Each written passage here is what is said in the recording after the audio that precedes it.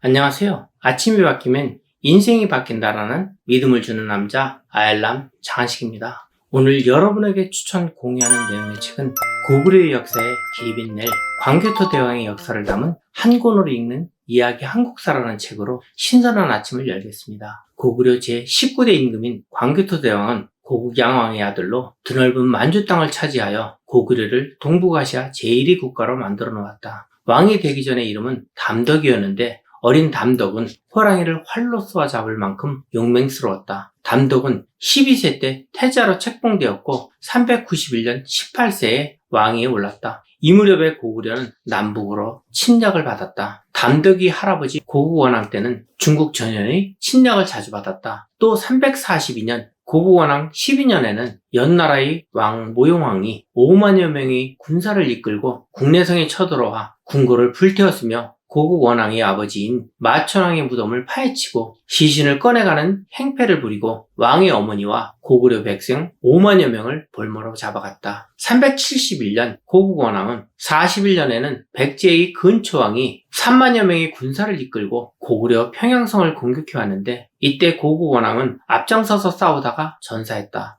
담덕의 아버지 고국양왕 때는 중국의 후연이 고구려를 넘보자 고국양왕은 군사를 일으켜 쳐들어가서 요동을 점령했으며 담덕이 태자가 되기 1년 전의 일이었다. 385년 11월 고구려는 후연의 반격을 받아 요동성에서 후퇴하였다. 너는 할아버지가 당한 고구려의 수치스러움을 반드시 씻어야 한다. 고국양왕은 담덕에게 말했다. 소자 열심히 무술을 갈고 닦아 고구려인이 얼마나 용맹스러운가를 보여주겠습니다. 담덕은 아버지 앞에 무릎을 꿇고 맹세했다. 담덕은 열심히 무술을 갈고 닦았다. 또 병법도 깊이 연구했다. 391년 5월 고국양왕이 세상을 떠나자 담덕이 왕위에 오르게 된 것이다. 광개토 대왕은 영락이라는 연호를 정하여 사용하게 함으로써 고구려가 어엿한 독립국가임을 내세웠다. 그래서 백성들은 광개토 대왕을 영락대왕 또는 호태왕이라고 불렀다. 광개토 대왕은 큰 사냥대회를 열어서 군사들에게 상을 내렸다. 또 말타기와 활쏘기 등의 무술대회도 열어 군사들을 훈련시켰다. 또한 광개토 대왕은 평양의 9개의 절을 짓고 불교를 널리 퍼뜨렸으며 타학의 문을 넓혀 교육에도 힘썼다. 392년 7월 광개토 대왕은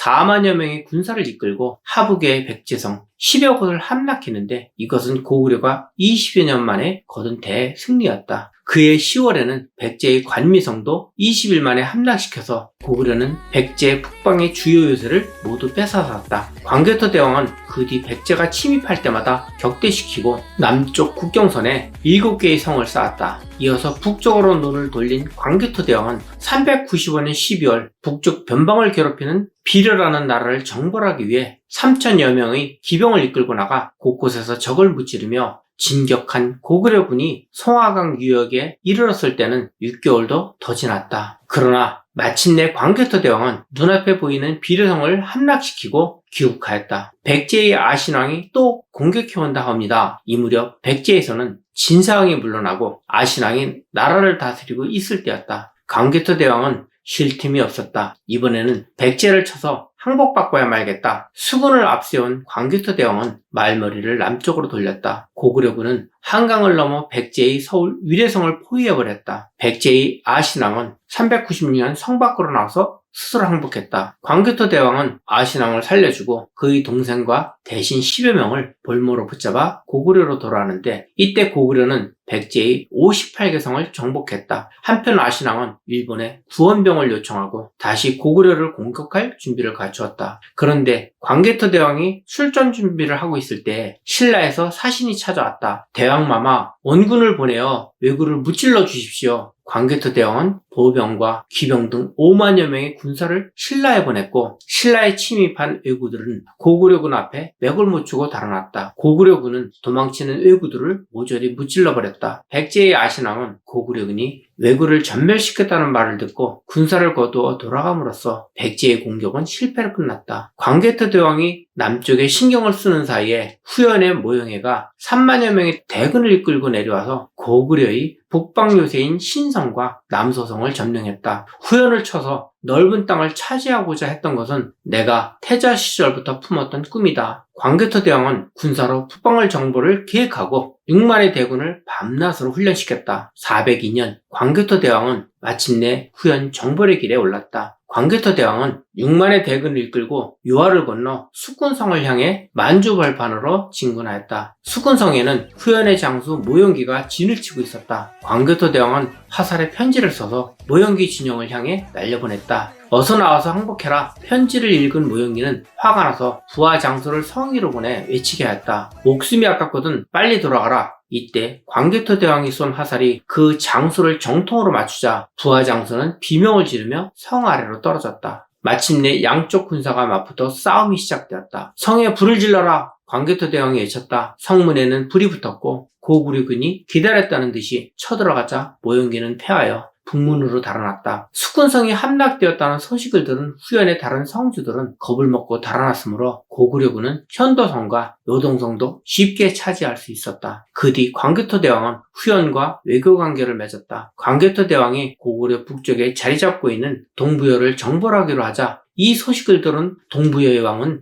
광개토 대왕에 대항할 수 없음을 깨닫고 항복했다. 동부여를 정벌한 광개토 대왕은 숙신조까지 정벌하려고 마음먹었다. 광개토 대왕은 얼음이 온 목단강을 건너 적진 속에 뛰어들었으며 고구려군은 그들을 닥치는 대로 무찔렀다. 부상을 입은 족장은 광개토 대왕 앞에 무릎을 꿇고 항복했다. 너희는 전에도 우리나라를 괴롭힌 적이 있다. 앞으로는 싸움을 걸지 말라. 광개토 대왕은 족장을 죽이지 않고 타일렀다. 동부여의 숙진족을 정벌한 광개토 대왕은 국내성으로 돌아와 백성들에게 열렬한 환영을 받았다. 이로써 만주의 드넓은 땅은 고구려 영토가 되었다. 그 뒤 광개토 대왕은 자리에 누워 앓다가 40세인 413년에 세상을 떠났다. 뒤를 이어 왕자 가련이 왕위에 오르니 이가 곧 제20대 장수왕이다. 한권으로 읽는 이야기 한국사 중에서 광개토 대왕의 역사 이야기는 우리에게 큰 자부심이 있습니다. 그런 광개토 대왕의 위대함을 중국에서는 역사를 왜곡하고 고구려를 중국의 역사에 넣으려고 한다는 말을 간혹 들려오기도 합니다. 자랑스러운 대한민국의 역사에 광개토 대왕 같은 오로지 국민을 위하고 나라를 생각하는 정신이 나왔으면 하는 바람입니다. 감사합니다.